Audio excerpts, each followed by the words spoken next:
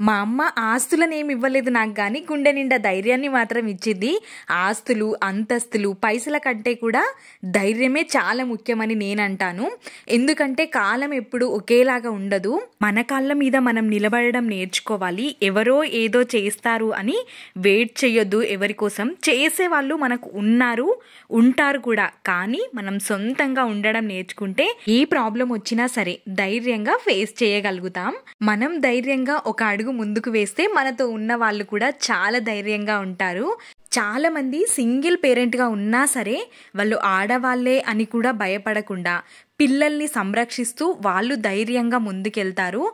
నిజంగా అలాంటి సింగిల్ పేరెంట్స్కి హ్యాండ్స్ అప్ చెప్పాలి. ఆస్తులు, అంతస్తులు, పైసలు ఉంటే తరిగిపోతాయేమో కానీ ధైర్యం ఉంటే మాత్రం మనం ఎన్ని కోట్లు, ఎన్ని లక్షలు, ఎన్ని ఆస్తులైనా సరే సంపాదించుకోవచ్చు. మన పేరెంట్స్ మనకి ధైర్యాన్ని ఇస్తే సరిపోతుంది. ఆస్తులు, అంతస్తులు ఇవ్వలేదు అని పేరెంట్స్ మీద అలిగే వాళ్ళు ఎందరో.